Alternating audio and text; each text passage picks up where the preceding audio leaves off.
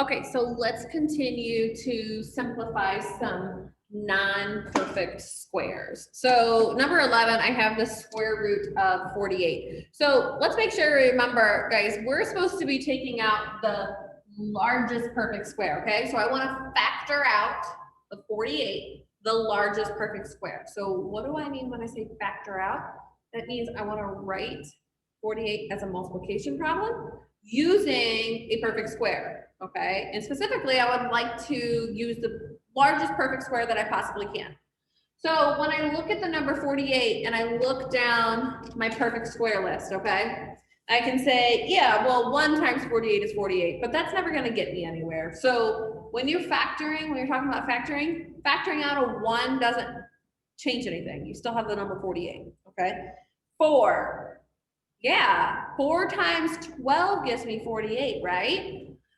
Now, this can work, but I want you to keep in mind that we're supposed to be pulling out the largest, okay? Because when you pull out the largest, you'll have the smallest number left inside of your radical. Make sure you look through your list, okay? You only have to look at numbers that are perfect squares that are smaller than 48, okay? So there's not that many. So like 9, no, because 9 times 4 is, let's see, 9 times 4 is going to be 36, 9 times 5, 45, 9 times 6 is already 54. We did not hit 48. What about 16? That might not be one you know off the bat, but 16 times 3 gives you 48. So one way to help you do that is take your number 48 and start trying to divide it by perfect squares. So maybe you say 48 divided by 25. That doesn't give you a whole number, so you can't factor out 25. Okay, so then you go 48 divided by 16. Yeah, 48 divided by 16 is 3. So that means that I can rewrite my radical as 16 times 3. Okay, so what did I do? I factored out a 16. All right, that's how it's said in our math language. I factored out a 16. So what can I do when I have a single term underneath my radical? Well, just like if it was an exponent, you get to split it up. So this is the square root of 16 times the square root of 3. You notice I don't need any parentheses anymore to separate my values to express multiplication because the radicals do that for us, okay? Now, I can simplify. What's the square root of 16? Well, the square root of 16 is 4. Why? Because 4 times 4 is the square root of 16, okay?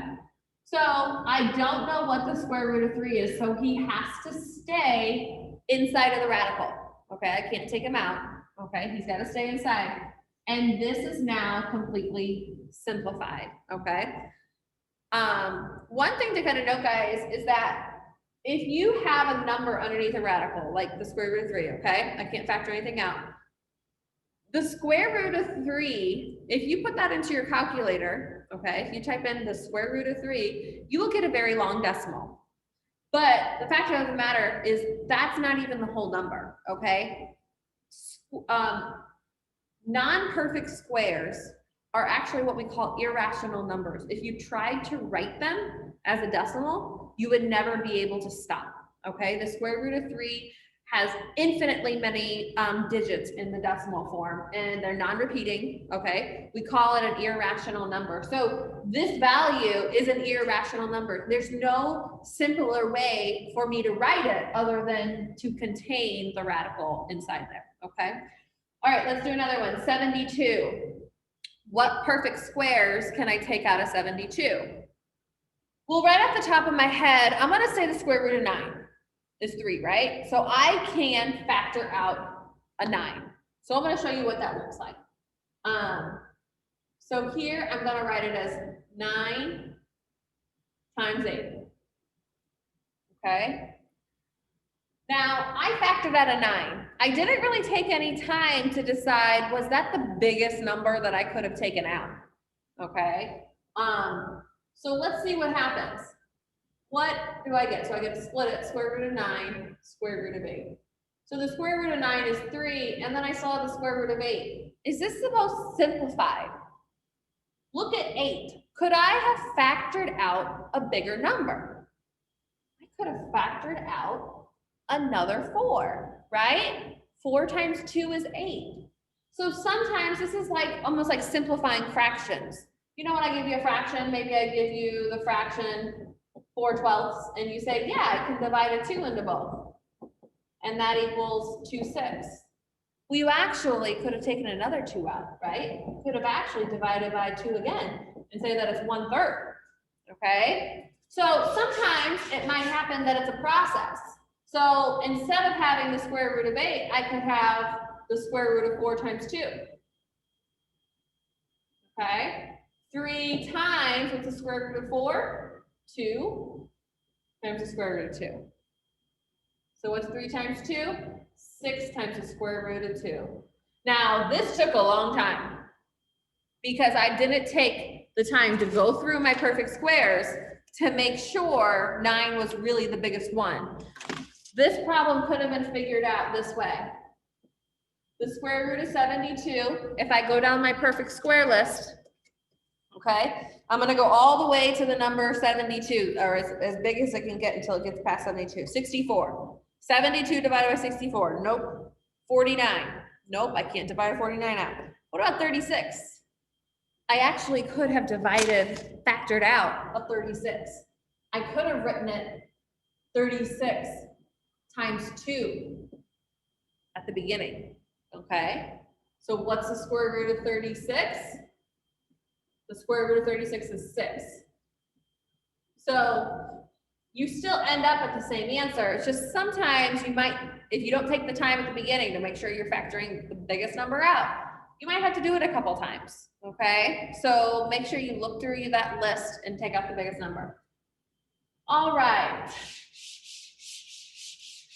I'm gonna let you do number 13, and I'm gonna let you do number 15. I'll do number 14. So what number can I take out of 90? What's the biggest factor? Perfect square. I think 9 times 10. 9 times 10. The square root of 9 times the square root of 10. The square root of 9 is 3 times the square root of 10. There's no other numbers I can factor out of 10 that's perfect, right? 10 divided by 4 isn't isn't a whole number. 10 divided by 9, nope. So we're done there, okay? Okay, so we've got some more that we're gonna do. We're gonna do 16 through 21. One thing to note, guys, is we're not gonna do cubes. So you can exit out that whole entire bottom half of the page, okay? We won't do any cubes. Cubes would be asking yourself, like if I said, what's the cube root of 8? Okay, if I said, what's the cube root of 8? You would have to ask yourself, what number times itself 3 times gives you 8? Well, 2 times 2 times 2 gives you 8. 2 times 2 is 4, 4 times 2 is 8. So that's how perfect cubes work. That's how cubes work, but we're not gonna do any of them, just so that you know, okay? All right, 162. So that's a big number. And maybe you don't know, you don't see 162. I know it's not perfect, okay? It's not down that list, but I need to see if there's anything I can factor out. So a good place to start is to take 162 and start trying to divide it by perfect squares. Now, should you start all the way at the bottom, 225? No, 225 is bigger than 162, guys. You are not gonna be able to evenly divide 225 into 162, okay? You wanna start at something that's less than 162. In fact, you wanna start at something that's at least half the size of 162, okay? 162 is about 80. Half of 162 is 80. So I'm gonna start around my perfect cubes that have 80 in them. So I'm gonna start at 81. So I'm gonna go into my calculator and I'm gonna ask myself, can I divide 162 by 81?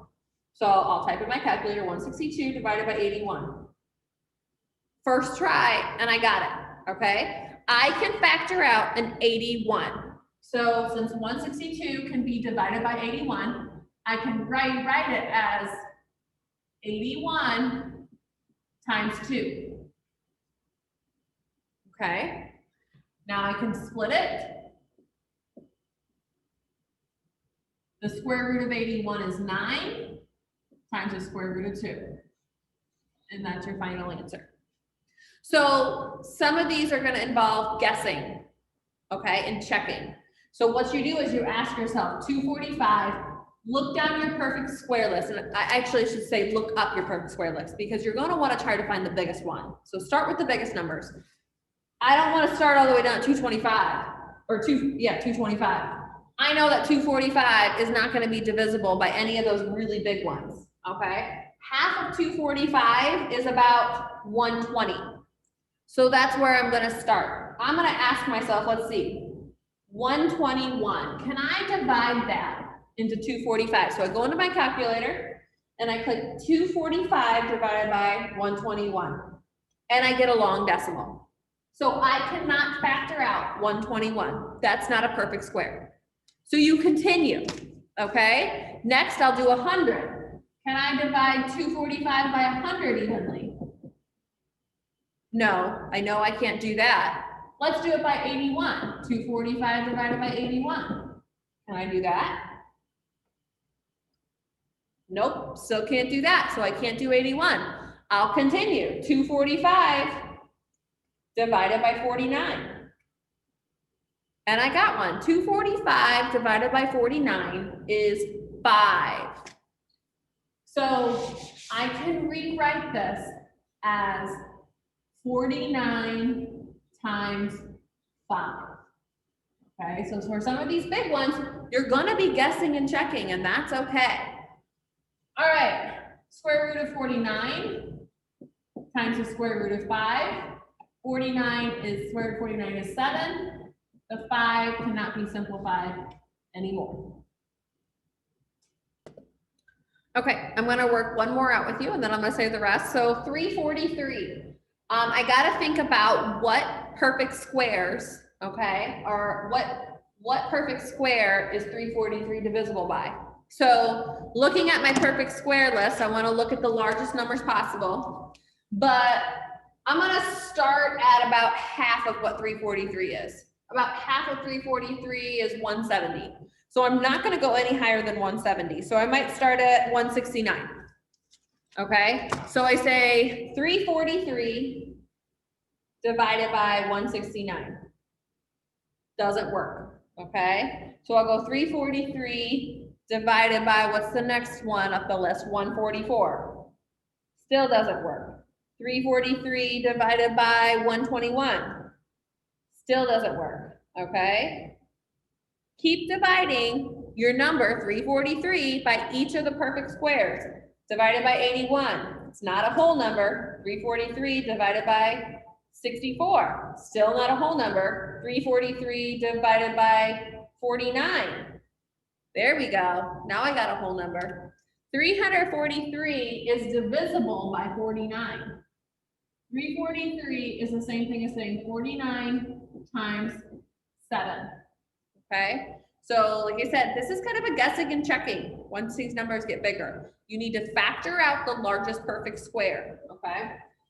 So I got the square root of 49 times the square root of 7. Square root of 49 is 7. I can't take the 7 out of the radical, so that stays there. So 7 times the square root of 49. So I'm gonna leave these 3 for you, and remember, we're not doing perfect cubes, so you can just exit that out.